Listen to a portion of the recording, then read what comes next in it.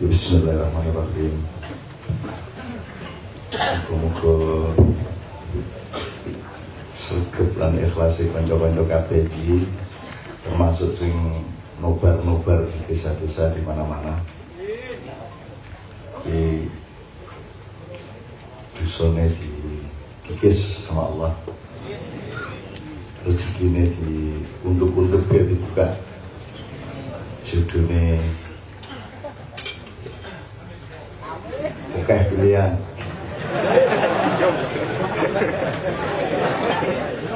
Terus kaya urusannya ngangelo kaya ngopo gitu tetep ono solusine ya.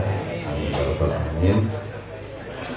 Sebelum dengan Cak Fuad, Mas Toto tetap kita minta di sini, Pak Mustafa, Mas Helmi, siapa beberapa teman lain yang mungkin hadir juga nanti direkomendasikan untuk ke depan. Saya beri dulu di sini. Dia Kanjeng biar sak nomor dulu, tapi vokalisnya hanya Imam juga ono. Nah Imam Rano dia Kanjeng cukup baik. Karena Islamianto tidak bisa hadir karena anaknya tiba-tiba harus masuk rumah sakit, Mas Islamianto. Jadi ada sibuk dijumlah no penconir sampai jojok kayu sampai bengkak-bengkak satu turute, jadi harus ke rumah sakit. Kita doakan bersama, mudah-mudahan itu cara Allah untuk menambah ilmu, kekuatan dan berkahnya serta keluarga rezekinya. Amin ya rabbal alamin. Monggo Mas Imam.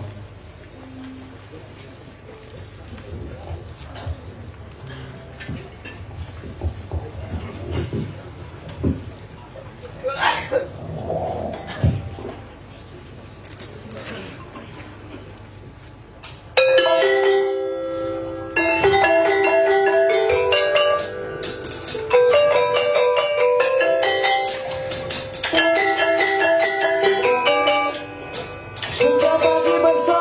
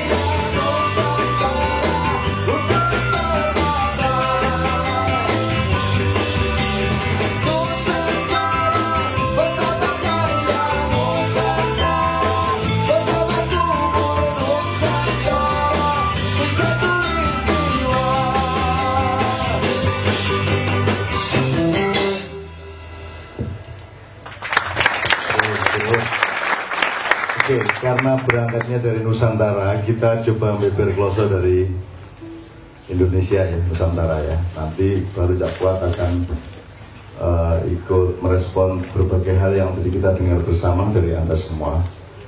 Kita mulai dari sini dulu. Terus saya ingin ngomong Indonesia saja sambil Kiai Kanjeng siap-siap nomor-nomor berikutnya.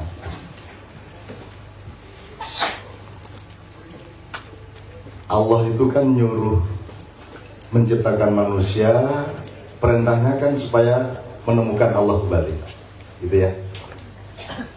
Tauhid itu artinya Anda menyatukan diri kembali kepada sumbernya. Nah, sadurunge tutuk kuno iku engko lak ana jenenge identitas. Ana sing jenenge jati diri. Nek cara Sunan Kalijaga jati diri iku nek sirahmu karo awakmu gak pedal. Lane lambange orang-orang ya. Orang-orang kena bendo, tugel gulune disambung meneh nganggo kayu tatal. Hidup kembali, artinya hidup itu adalah ketika pikiran dan hatimu bekerja sama dalam harmoni nilai yang menyelamatkan hidupmu. Ketika akeh wong atine karo pikirane bentrok, dan itu sumber penyakit nomor satu. Maka 50 tahun terakhir ini penyakit manusia di muka bumi bertambah luar biasa karena ndase karo awake gak menyatu, dodone karo sirahe gak menyatu, atine karo pikirane gak menyatu. Bahkan ada peradaban ndas tok, ono peradaban ati tok. Ono meneh peradaban weteng tok, ono meneh peradaban isore weteng tok. Nah, manusia yang menemukan Tuhannya kembali adalah manusia yang nek jare wong Indonesia yang seutuhnya. Mungkin Cak Fuad bisa menjelaskan kepada kita ada konsep insan kamil misalnya itu sebenarnya mengacu ke situ atau tidak. Nah ini alon-alon ya supaya ada frame. Jadi dulu apa-apa itu ben duwe kamera yang siap gitu ya. Ada tahap-tahap di mana Tuhan memberi waktu sangat lama supaya manusia bisa menemukan dirinya. Karena setiap manusia itu sejak kecil itu meneliti ya. Cah cilik itu meneliti dirinya, bener lah. Meneliti barang-barang, diudak-uduk, didelok, ya setiap anak itu meneliti. Jadi pekerjaan utama manusia itu meneliti untuk menemukan dirinya. Kalau dia menemukan dunia, dia bisa melihat dirinya di dunia, atau dia menemukan dirinya, dia bisa melihat dunia di dirinya. Kalau buku yang sedang digarap Mas Toto dari terbitan saya tahun 83 itu adalah Indonesia bagian dari desa saya. Ada konteks di mana desa saya adalah bagian dari Indonesia, tapi buku saya berjudul Indonesia bagian dari desa saya. Ini nek orang bicara berpikir dianggap mayaworo. Kalau pengertiannya geografis, desa saya bagian dari Indonesia. Tapi kalau pengertiannya nilai, bisa sangat terbalik. Misalnya begitu arek cilik di omahku, di desaku mulai ndelok TV, maka TV itu kan bukan desanya, TV itu kan Indonesia. Jadi TV menjadi bagian dari kehidupan desa saya yang mewakili Indonesia. Jadi Indonesia datang ke desa kita itu bisa menguntungkan, bisa merugikan, bisa membangun, bisa merusak. Maka Indonesia adalah bagian dari desa saya yang sering ngerepoti.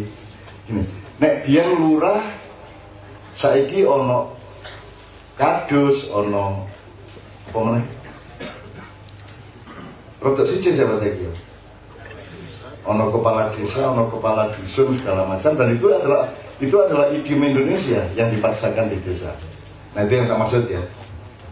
Begitu ono Kentucky Fried Chicken, junk food Amerika masuk desa saya, berarti Indonesia adalah bagian yang merebut bagian yang tradisional dari desa saya, apa ya maksudnya ya. Nah saya kembalikan ke penelitian supaya tidak panjang-panjang. Setiap hari kan Anda meneliti, mengidentifikasi awakmu. Pertama sing gampang dukurmu piro ya toh, iremu dawane sak piro, mripatmu minus apa plus, ya semua gitu. Setelah itu mengidentifikasi bakat, setelah itu mengidentifikasi kecenderungan psikologi. Apa jenenge nangisan taga, gembeng taga, itu kan setiap orang dewe-dewe ya, muring-muringan taga, ini termasuk orang yang mudah marah, mudah memaafkan, atau mudah marah, sukar memaafkan, sukar marah, mudah memaafkan, atau sukar marah, sukar memaafkan, atau mudah marah, tidak bisa memaafkan. Sengaja itu gampang nesu, gak bisa nyepuro blas. Nah itu kan kita identifikasi. Nah sekarang teman-teman sekalian, ada minimum Anda harus lulus mencari jati diri individu Anda, minimum. Tapi Anda punya tugas besar untuk menemukan jati diri bangsa Anda. Dan sekarang ini saat yang tidak bisa ditunda lagi. Anda harus meluangkan energi dan prosentase hidup Anda untuk ikut nyengkuyung bagaimana Indonesia Nusantara tadi menemukan dirinya. Siji, wong Indonesia ini gak ngerti sejarahnya. Nek diawali misalnya orang Jawa hidup mulai abad berapa, gak masih loh. Ya apa katanya? Terus ngomong Garuda, enggak karuan bedet ta, gagak ta, emprit, cipret. Terus kita yakin kita Garuda. Apa sebabnya kita tidak pernah menemukan sejarah kita? Karena kita tidak percaya kepada alat kita sendiri dalam melihat sejarah. Karena kita lebih percaya kepada Belanda pada waktu itu. Jadi kabeh sing gak lulus tanda tangannya Londo dianggap gak nyata. Misalnya babat tanah Jawi itu tidak diakui dalam metodologi sejarah akademis. Jadi wong Jawa dewe meniadakan dirinya. Jadi maka kita tidak mengerti. Maka Indonesia ini sebelum meneliti dirinya ini siapa, tetap saja tidak punya landasan untuk bangkit, untuk maju ke depan. Misalnya wong Jawa karo Mesir kuno tuwek endi? Karo kira-kira zaman kerajaan Roma sekian abad sebelum Rasulullah ya, bahkan mungkin 10 abad sebelum Rasulullah sudah ada Roma. Karo Jawa tuwek endi? Karo ya apa terusan? Jawa karo Melayu bedane apa? Ora ngerti. Mulai ana Jawa, ana Sunda, ana Madura iki abad pira ora ngerti. Terus piye terusan? Terus nanti ngomong etnik, padahal tidak mengerti asal usulnya. Ini yang gampang loh ya. Ini masih sangat gampang. Wes gini wes. Kalau kita tidak mengerti sejarah kita, gini aja. Yang penting kita menilai beberapa puluh tahun aja, kemudian kedepannya kira-kira gimana. Wes, untuk hidup itu, nek di Amerika ada istilah rich and famous, sugih tur kondang, ya. Apa meneh? Sing jule ono, kowe pengen apa wae? Sugih, apa meneh? Kondang, apa meneh? Kuwasa, apa meneh?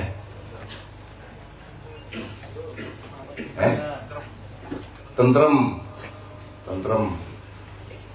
Yang agak lebih dalam Pak Mus, apalagi diwasa, mateng, ya lah.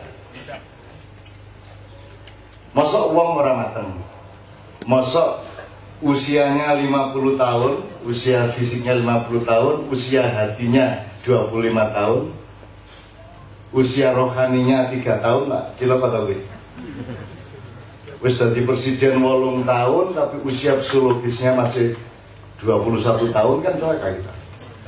Nah itu kan harus kita identifikasi terus. Nah sekarang saya tanya, ini lepas dari Anda pribadi-pribadi, saya kira wong Indonesia gitu, negara Indonesia, bangsa Indonesia yang mbuh biyen bangsa apa jenenge? Biyen lak durung ana bangsa Indonesia to. Ning wis ana wonge, wis ana kabudayane, ana kaya Jakarta, ana Pakubuwana, ana biyen Mataram, ana Singosari, sak dituruti lah. Tapi pokoknya Indonesia adalah anak bungsu dari kehidupan panjang bangsa kita. Ojo diarani Indonesia itu induknya loh ya. Indonesia itu kan arek boncet kan, arek nom dewi. Sekarang saya tanya, di antara tadi Pak Mus,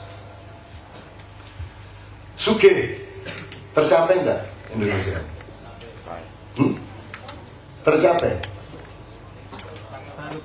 Loh, dicolong kok tercapai, dicolong ya tercapai gitu. Sugih tercapai? Kan dicolong, sih dicolong berapa persen?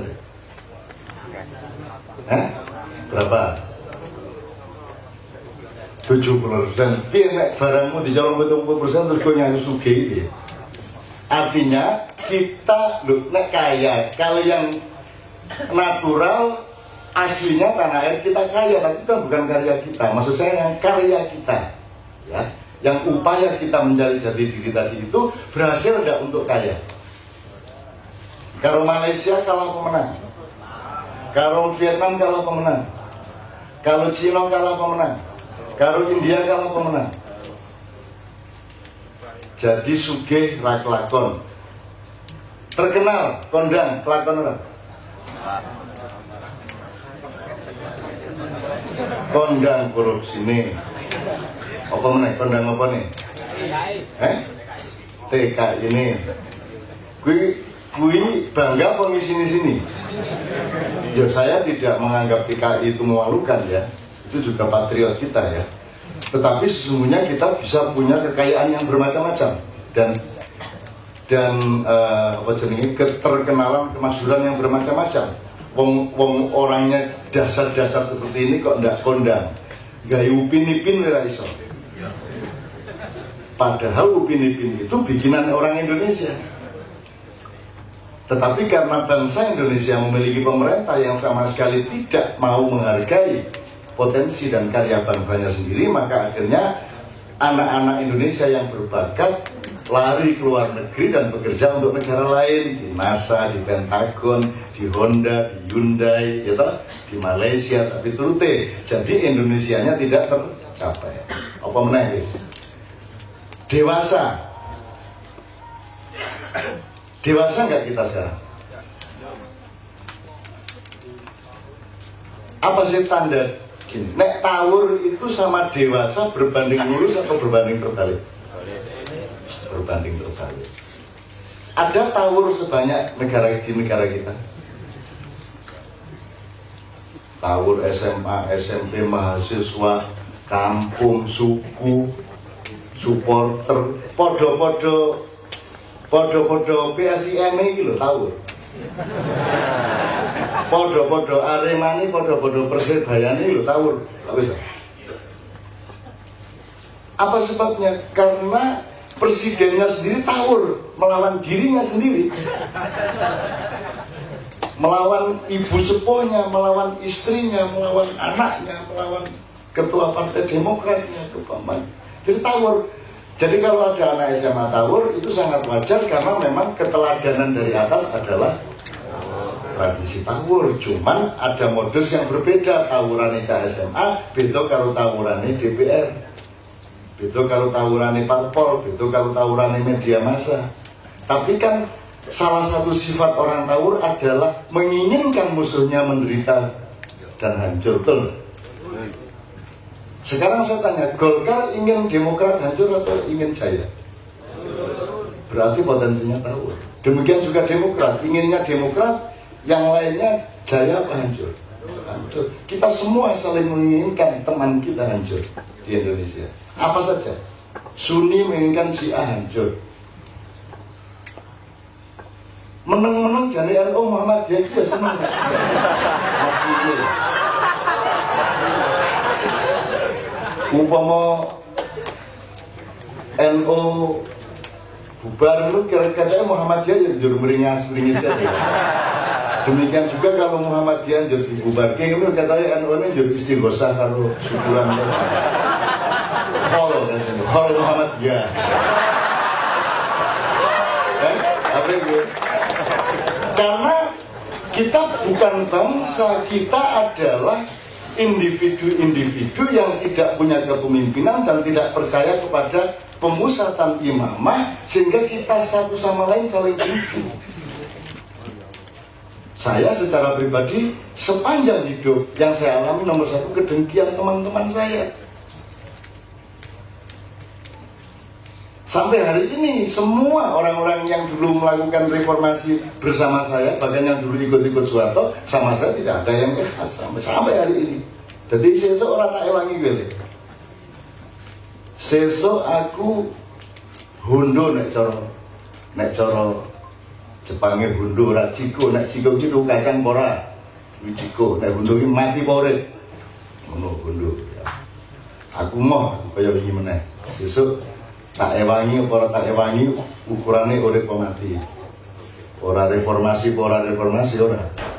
Kerajaan apa negara ini masalah cilik. Tadi ada yang bilang Cak Nun nanti demokrasi jane ya ora ngono kuwi. Ya ora nanti demokrasi dia.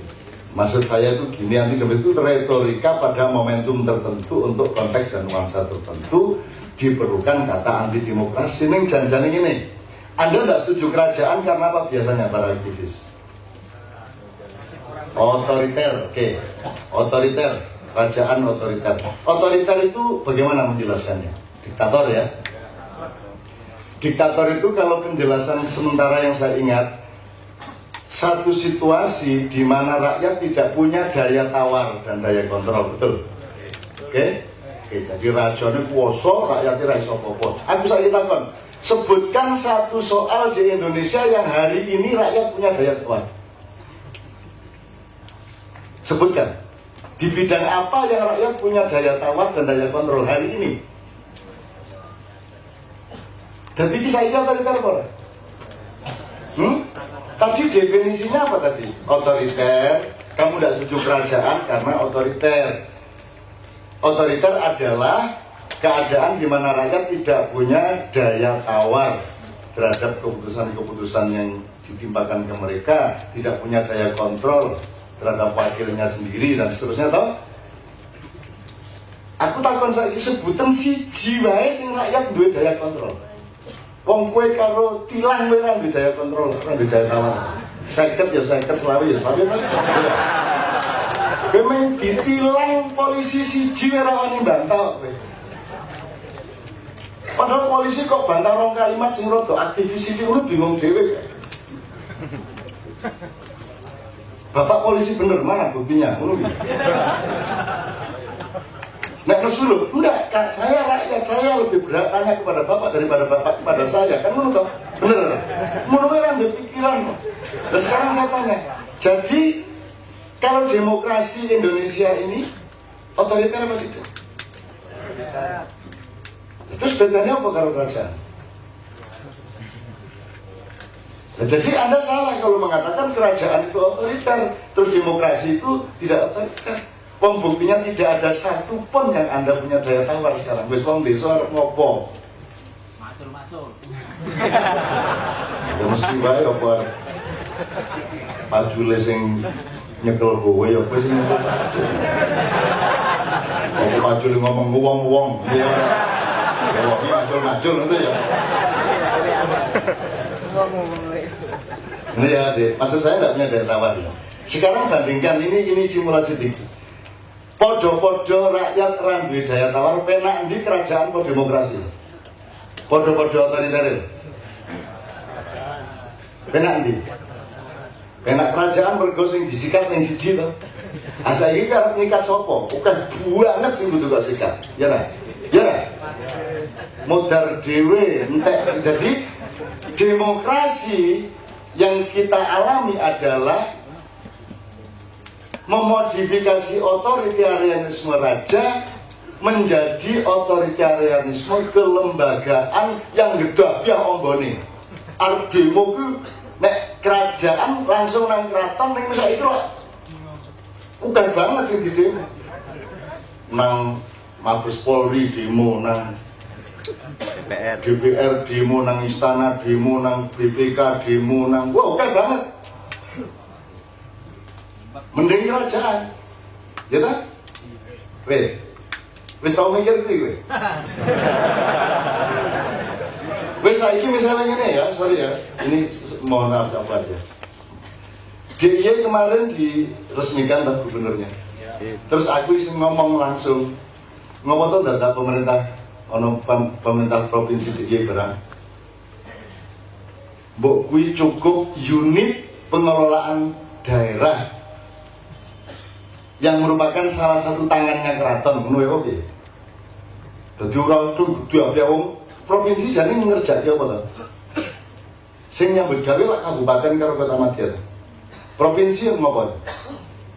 Mbok udah salah satu balairung atau tempat di keraton itu ada kantor koordinasi pengelolaan daerah. Kota Madya, Sleman, Gunung Kidul, Bantul, Kulon Progo gitu loh. Ngopo kok dadak ngarso dalem dadi gubernur barang. Wong gubernuran iki jan mung driji siji tok to. Supaya kowe bingung nek arep protes. Ya toh? Arep banget juga protes. Nek lembagane keraton siji wis cukup iki gari PP ning kono kuwi. Ya toh? Nglumpuk sak juta ora bali nek ora penuhi ngono ta? Saiki bingung. Sing nang keraton pira, sing nang kepatihan pira, sing nang DPR pira, sing didapi ana kurang sing penggaweane ora cetha kabeh. Nah, tapi untuk merubah ada tidaknya pemerintah provinsi itu kalau dalam demokrasi lewat apa? Saiki misalnya, oke, untuk RUU keistimewaannya berapa tahun? Cuy kan? Oke. Sekarang untuk saiki ngarso dalem setuju di DIY nggak usah ada pemerintahan provinsi, cukup unit, salah satu unit keraton untuk mengelola daerah. Tapi untuk mengesahkan ini tuh lewat ndi? Lewat Senayan meneh kok. Pirang tahun meneh. Kuwi efektif ora? Anak kerajaan tak langsung wis pokoke saiki rasa provinsi. Lha kan anak ratu cepet toh. Wis aku ra mudhun pokoke jalan tol iki cepet. Lho lha penak to raja. Gari rakyatnya nek rajane ngawur sikat ning gari ngono to ya.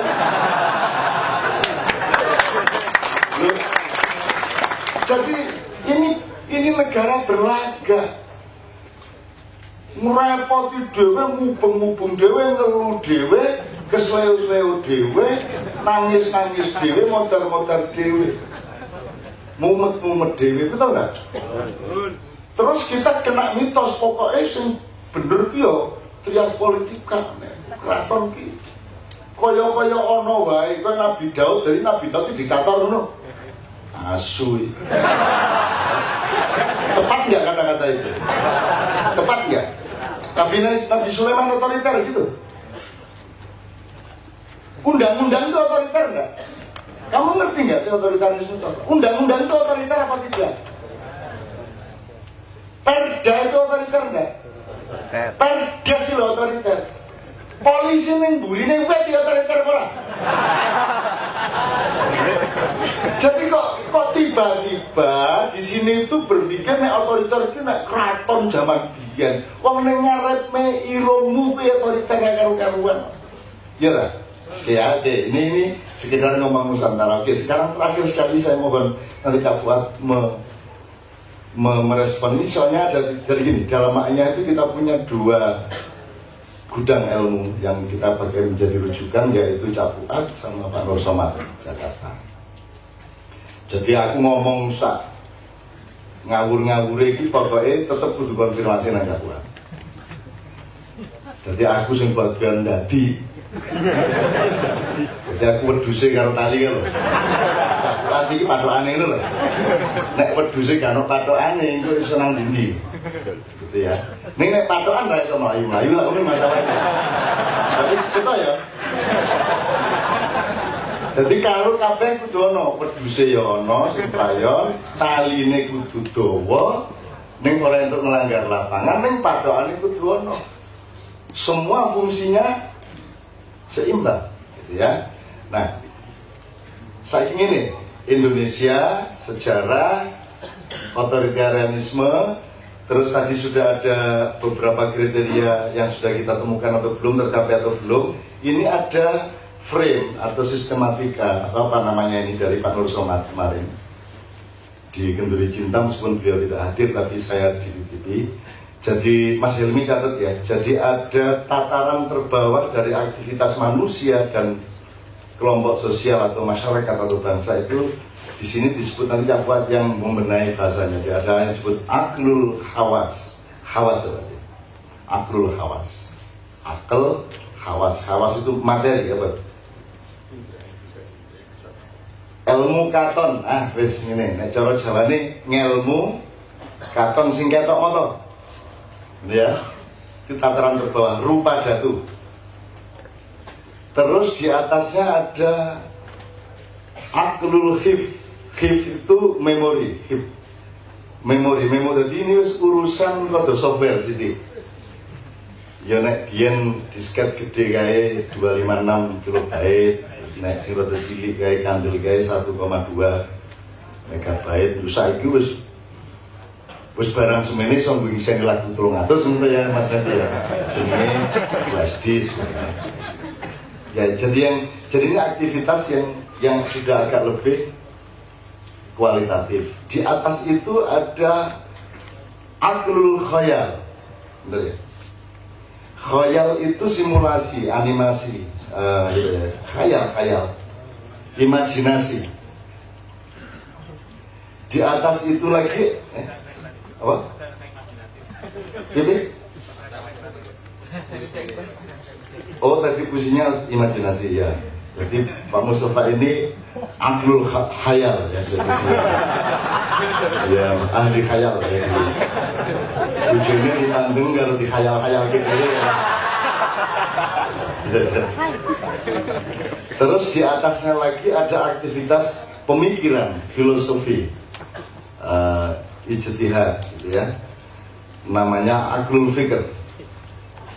Yang paling dhuwur dhewe namanya aklul fa'al. Di Al-Quran ada fa'alul lima yurid. Allah itu punya sifat maha mengerjakan apa yang dia kehendaki. Fa'alun, fa'al ya. Jadi aklul fa'al. Ini lagi. Ilmu ketok moto itu berarti agak identik dengan materi.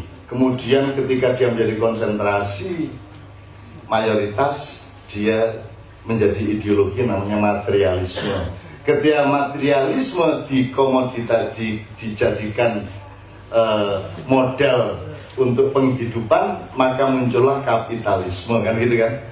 Kapitalisme. Nah ternyata 90% lebih dari aktivitas seluruh manusia di dunia adalah di wilayah aklul khawas, mengelmu katon, gitu. Kemudian di atasnya ada ilmu hif. Sebenarnya ada sesuatu yang lebih berkualitas dalam hidup manusia. Tapi ternyata mau ngomong komputer, mau ngomong apa jenenge, ngomong IT, ngomong semua kan juga mengabdi kepada sistem dan keperluan kapitalisme. Terus nanti yang imajinasi juga kan, yang imajinasi, simulasi segala macam patuh juga kepada kapitalisme. Ya. Terus pemikiran, sekarang pemikiran mengabdi kepada kapitalisme apa tidak? Gampangan ini loh, universitasmu dari perusahaan orang. Betul ya? Wah, bahkan agama juga menjadi komoditas. Ya? Jadi ada profesi ustaz. Saiki angel masjid ning kutho nek orang bayar muadzin ya Pak ya. Jadi muadzin profesional. Ada imam profesional, terutama bulan-bulan Ramadan. Kalau di kota-kota itu hampir 100% profesional. Jadi di imam sewan, imam sing disewa, itu disewa. Bahkan ada grup sholawat sewan, gitu ya. Sewan artinya memang hidupnya untuk itu, gitu ya. Oke. Nah, yang ingin saya omongkan mengenai Indonesia Nusantara dengan semua faktornya dari teman-teman sekalian. Misalnya bal-balan. Misalnya ya. Sekarang dari sudut bal-balan tercapai enggak cita-cita bangsa Indonesia? Tidak tercapai. Kira-kira tahun berapa masuk Piala Dunia? Kiamat. Ngiti, itu termasuk ilmu khayal ya. Oke. Yang ingin saya katakan begini teman-teman sekalian. Sepak bola dunia itu kan sepak bola profesional. Berarti dia aklul khayal. Aklul hawas. Siapa yang gajinya terbesar sekarang ini? Ronaldo. Oh, siapa? Messi. Siapa Ibrahimovic.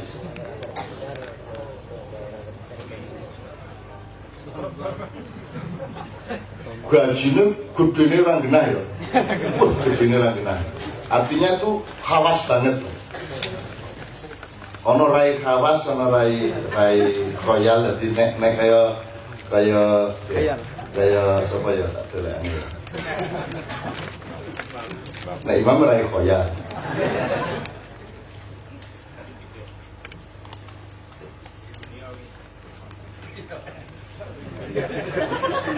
Yo campuran. Yo royal yo tifet yo. Ngene lho kanca-kanca sekalian. Kelirune PSSI kuwi. Semua urusan sepak bola dimasukin ke Akrul Hawas. Akrul Hawas ini pemimpinnya di dunia namanya FIFA. Apa kowe ning Taman Tirta kok taat karo FIFA? Kudune sing urusan karo FIFA maksimum 5% saja. Cukup pendadaran khusus di Jakarta, ditambah klub-klub di daerah, jumlah orangnya kan ramah 5% terus ke bahasa Indonesia. Mungkin cuma 1%. Jadi sing 99% itu sepak bola bangsa Indonesia. Sakarepe. Pokoknya ono lapangane main wong papat yo monggo, tuwono monggo, sepatu monggo, ora yo monggo, gawane 5 yo ora apa-apa. Ngono ta? Lah kok kabeh kudu taat karo FIFA. Di situ salahnya.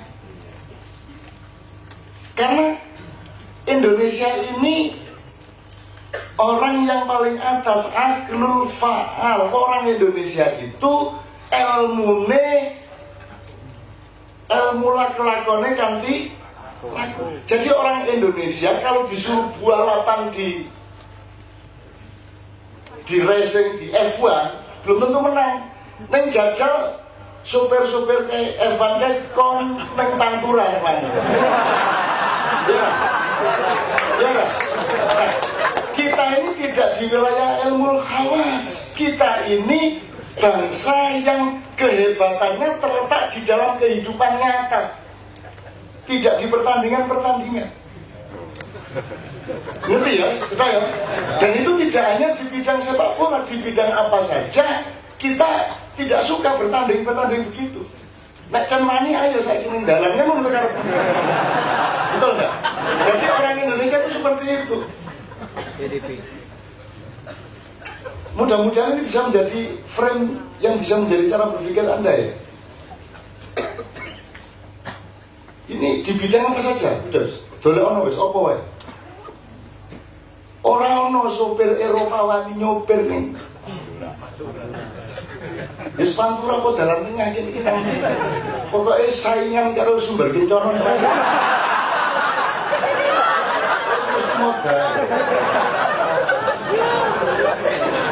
Karena kemampuan mereka itu ada dalam kehidupan nyata. Saya mempelajari bela diri internasional ya.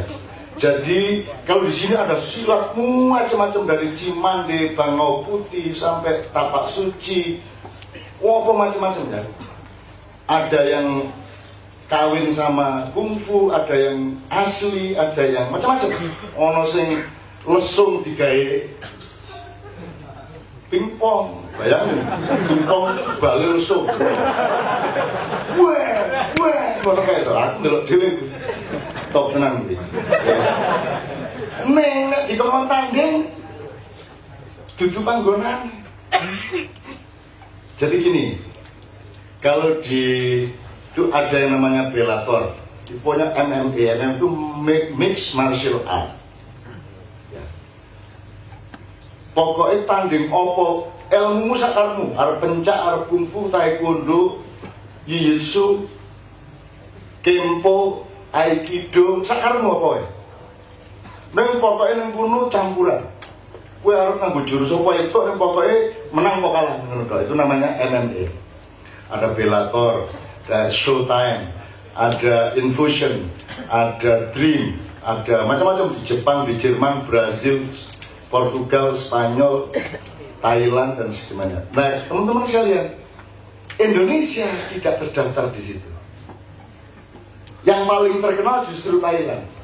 Karena sakabeh ilmu kuwi mau, engko nek wis tekan ring MMA kuwi sing berlaku ming loro. Itu lu ngantem, nyaduk, karo meeting, iku dong. Jadi orang no neng MMA nganggo jurus kungfu orang no sikat dhisik modiar dapat. Aku pernah ngundang ini. Mati kabeh. Jadi kungfu orang no, silat orang no. Yang sejak awal shortcut kepada pertandingan frontal itu Muay Thai. Kalian Muay Thai ngene-ngene iki karo dengkul ngantem ngene ning jebol sikute. Jadi dia shortcut kepada ilmu hawas ngabela diri.